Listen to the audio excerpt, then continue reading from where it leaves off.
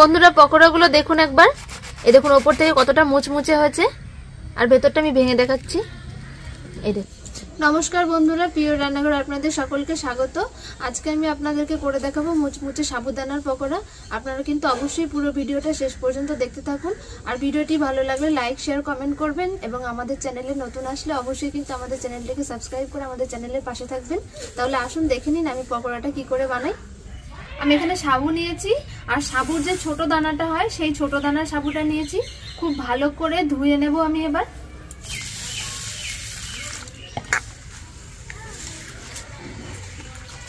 এই দেখুন এরকম রোগড়ে রোগড়ে সাবুটা ভালো করে ধুয়ে নিতে হবে, তাহলে সাবুর গায়ের যে পাউডারটা থাকে সেটা বেরিয়ে কিন্তু সাবুটা ভালোভাবে পরিষ্কার হয়ে যাবে।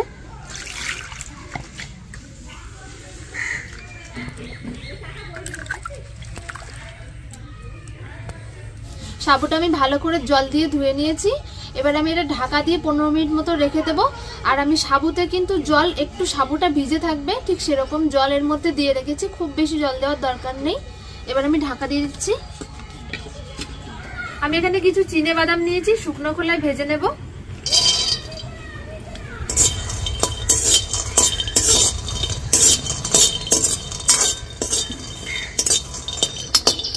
দেখুন বাদামের গাগুলো হালকা হালকা পুড়ে গেছে আর এর খোসাগুলো কিন্তু ছেড়ে আসছে। এই সময় বুঝতে হবে যে বাদামগুলো ভাজা হয়ে গেছে। আমি এবার তুলে নিচ্ছি।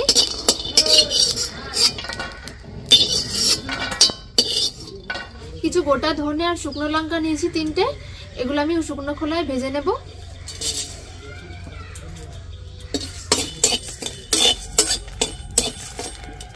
ভাজা হয়ে গেছে, এবার নামিয়ে নিচ্ছি।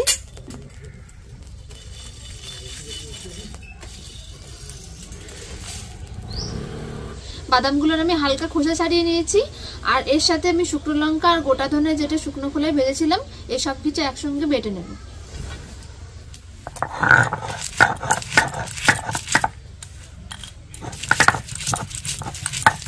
এগুলো কিন্তু খুব বেশি মিহি করে বাটার দরকার নেই, আধো আধো বাটলেই হবে।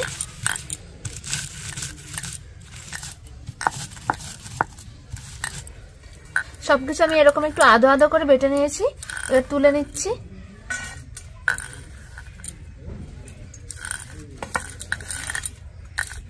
আমি এখানে আদা, কাঁচা লঙ্কা আর কিছু ধনেপাতা নিয়েছি, এগুলো কুচো কুচো করে কেটে নেব।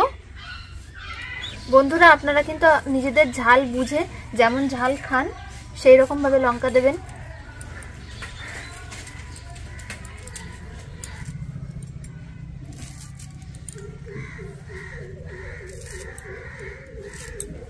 বন্ধুরা ধনেপাতা দিলে কিন্তু এই পকোড়াটার স্বাদ দ্বিগুণ বেড়ে যাবে, কারণ ধনেপাতার একটা অন্যরকম গন্ধ, খেতে কিন্তু বিশাল ভালো লাগে আমার।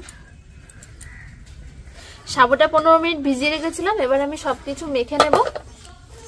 একটা বড় থালায় নিয়ে নিচ্ছি।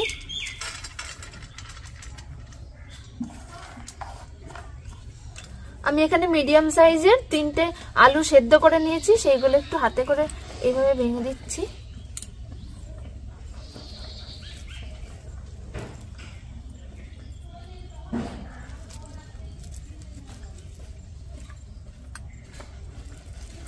দিয়ে দিচ্ছি কিছুটা গোটা জিরে, এটা কাঁচা,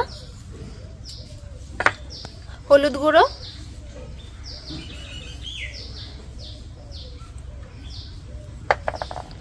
কাশ্মীরি লঙ্কার গুঁড়ো, এবারে দিয়ে দিচ্ছি আদা আর কাঁচা লঙ্কা কুচি কুচি করে কেটে রেখেছিলাম সেইটা, গরম মশলার গুঁড়ো, স্বাদ মতো লবণ, ধনেপাতা কুচি, আর বাদাম, গোটা ধনে আর শুকনো লঙ্কা যেটা আমি শুকনো খোলায় ভেজে গুঁড়িয়েছিলাম, এই সব কিছু আমি একসঙ্গে বেটে নিয়েছিলাম, সেটা দিয়ে দিচ্ছি এবারে।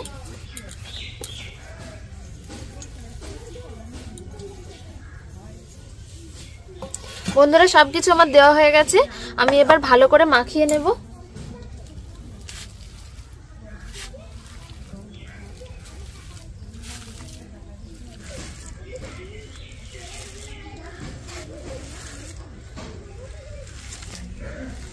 বন্ধুরা সবকিছু আমি ভালোভাবে মাখিয়ে নিয়েছি। এবার আমি হাতে তেল লাগিয়ে এটাকে শেপ দিয়ে নেব। বন্ধুরা আমি একটা আলাদা থালা নিয়ে নিয়েছি, এর মধ্যে দিয়ে দিচ্ছি সামান্য সাদা তেল। খুব ভালো করে এই থালাটার মধ্যে মাখিয়ে নেব।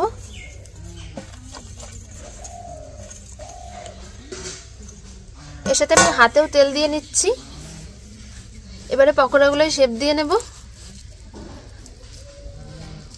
আপনারা কিন্তু ইচ্ছা করলে আপনাদের নিজেদের মতন করে শেপ দিয়ে নেবেন। এরকম গোল করে একটু হালকা করে চেপে দিয়ে নিচ্ছি, তাহলে ভাজাটা ঠিকঠাক হবে।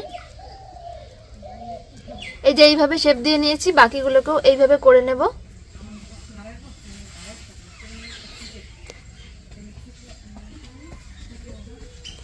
বন্ধুরা, সবকটা পকোড়ার শেপ কিন্তু আমি দিয়ে নিয়েছি, এবার ভেজে নেব। পকোড়াগুলো ভেজে নেওয়ার জন্য কড়াই দিয়ে দিচ্ছি সাদা তেল।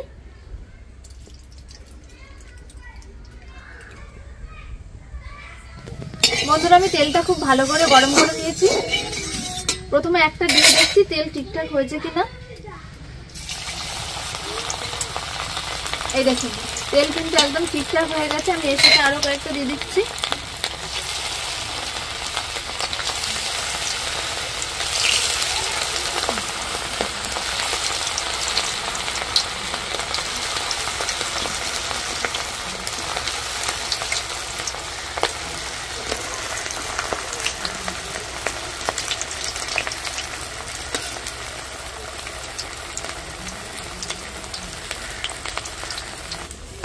অল্প আঁচে হালকা করে ভেজে নেব। আস্তে আস্তে কিন্তু অল্প আঁচে ভাজতে হবে, তাহলে ভেতর পর্যন্ত ঠিকঠাক ভাজা হবে।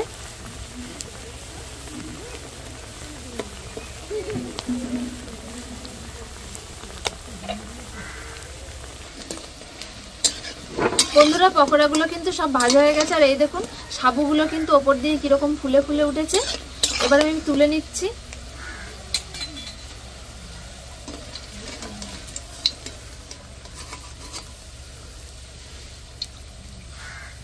এই দেখুন, এরকম লাল লাল করে ভেজে নিয়েছি।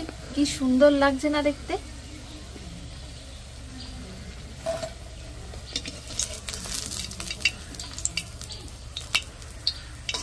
দেখুন বন্ধুরা, কত সুন্দর লাগছে দেখতে। এই দেখুন বন্ধুরা, কত সুন্দর লাগছে দেখতে।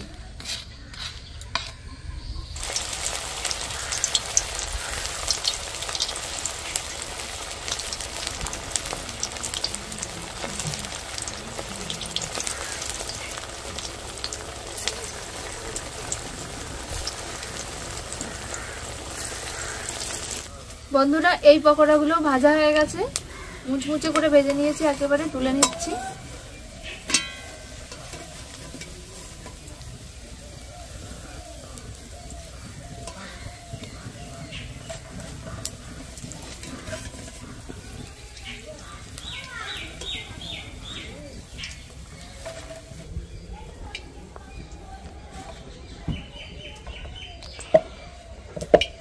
বন্ধুরা, সব পকোড়াগুলো আমার ভাজা হয়ে গেছে।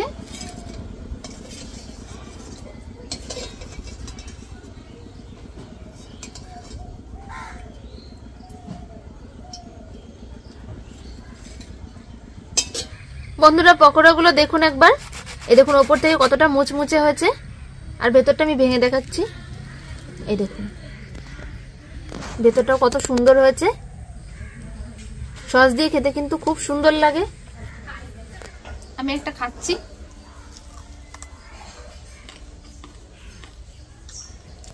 দারুণ হয়েছে বন্ধুরা, দারুণ হয়েছে। আপনারা কিন্তু বাড়িতে এরকম করে খাবেন। বন্ধুরা, আপনারা তো দেখলেন কত সহজে এরকম সাবুদানার মুচমুচে পকোড়া তৈরি হয়ে গেল। আপনারাও কিন্তু এরকম বাড়িতে করে খাবেন, খেতে কিন্তু খুব ভালো লাগে। আর আপনারা যদি এরকম আরো ভিডিও পেতে চান, তাহলে কিন্তু অবশ্যই আমাদের চ্যানেলের পাশে থাকবেন। নমস্কার।